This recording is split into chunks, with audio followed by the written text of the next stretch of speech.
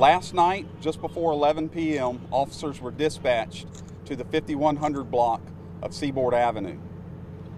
Officers were dispatched to an attempted suicide call where there were 3 additional victims inside of the house that had retreated to a back bedroom for their safety. While the officers were en route, the suspect armed himself with a high-powered rifle. Approximately 4 to 5 officers responded to the house, and as they arrived on the scene, they could hear gunfire coming from the house. The officers formed up a contact team and approached the house and were going to attempt to make entry because they believed they had an active shooter type incident in the house with the additional victims that were in there. As the officers approached the house and attempted to enter one of the doorways, the suspect began shooting through the door at the officers. The suspect advanced on the officers and exited the house. There was an exchange of gunfire between the officers and the suspect to where the suspect was struck with bullets and stopped advancing on the officers. During that exchange of gunfire, the Jacksonville Sheriff's Office had 2 officers that were struck by bullets. One officer was struck in both of his hands, his left and right hand. Another officer was struck in his stomach with the rifle round. The suspect and the 2 officers were transported from the scene. The 3 victims that were inside of the house are all safe. We are continuing to interview the witnesses from inside of the house, the officers that were at the scene. A lot of work still to do, so I don't have some specific details that I'd like to provide, but we'll do that in a follow-up a little later today. But, you know, we often talk about the inherent dangers of police work, but tonight those dangers were all too real for these officers. As I said, as they were approaching the house, they knew that this was a rifle that the individual was shooting, and they knew that they were staring danger in the face, and yet they moved forward to meet their commitment that they held and that they swore to take to this community. So we ask that you keep these officers and their families in your prayers. All 3 of the individuals, the suspect and the 2 officers, have serious injuries. So we ask that you keep them in your prayers as they go through the healing process. With that, I'll take any questions. We'd heard the suspect was deceased at hospital. I don't have that updated information. If that's the case, then we'll update that as we go. You guys tweeted, so. Okay, then that's fine. Just for confirmation, you're saying that the officers, they were shot when he fired his rifle, that was through the door while they were on the other side? He engaged the officer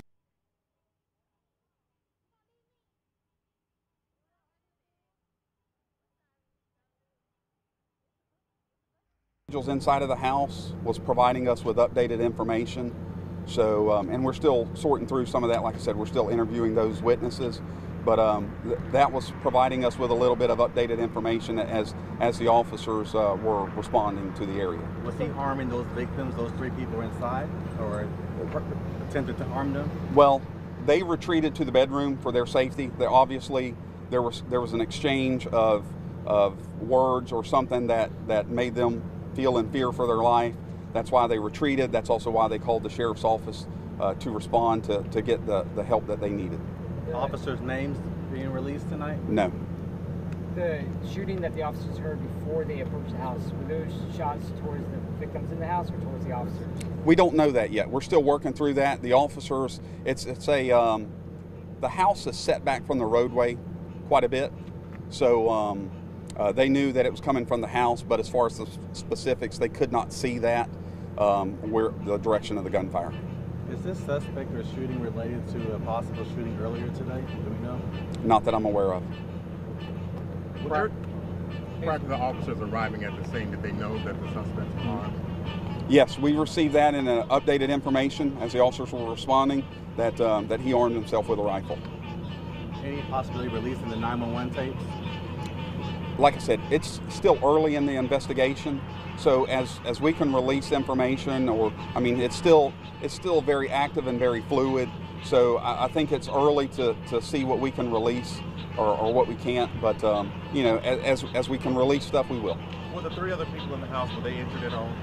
No, sir. No, sir. And really, I spoke about it, but the officers' actions and quick actions, because like I said, we thought we had an active shooter type incident. So they formed up a contact team and moved towards the house. because any delay there certainly puts them in greater danger. Can you talk about the night this has been for law enforcement? Because not just here, we're also hearing about the officers that were shot down in Kissimmee, and I believe another officer may have been shot in another state tonight. It's been a very bloody night for officers. Well, and any time that an officer is injured in the line of duty, it's tough. And this case is even tougher. I mean, these are serious injuries, and these are people that we work with day in, day out, and they are sworn, they have a commitment to the community, and tonight they held fast to that commitment. And like I said, they knew as they were approaching that house the seriousness of this and didn't flinch. Do we know what the type of rifle that the suspect had? It's a high-powered rifle. I don't want to go into the details of it. I haven't seen it specifically, so I'd prefer to wait and release that information at a more timely. And again, manner. sir, to confirm, the tweets did indicate suspect dead, 1 officer critical, 1 officer injured. Can you confirm what the tweets from JSO have been telling us for the past hour? Yes, yes. Okay. The suspect is deceased. Have police been at that house before? I don't know the call history for that resident, so I can't speak to that. Do you know if the How SWAT long did it take this whole scene to unfold?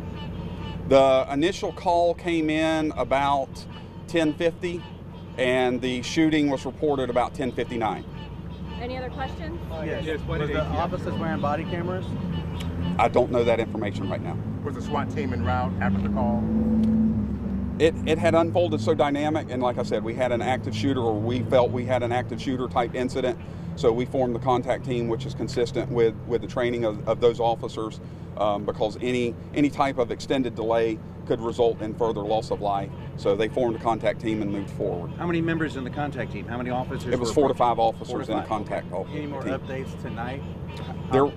There will be an update later today, and as we get that time, as we solidify that time, we'll release that. Can you say whether the victims are related to the...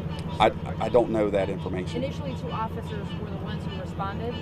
There were more than 2, because as the calls became updated and that he was armed with a rifle, so more than 2, because the initial approach was that contact team with 4 to 5 officers. How much longer will you guys be out here tonight? We'll be out here several more hours. Yeah. Was ShotSpotter involved in this at all?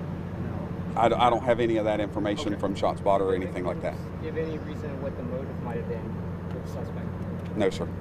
Do Still we know too what early. hospital the officers are at? They're local hospitals. I don't know specifically which. I know one hospital. There may be more because of just the sheer number of victims. So. All right. Thank you, Director. Thank you. Thank you, sir.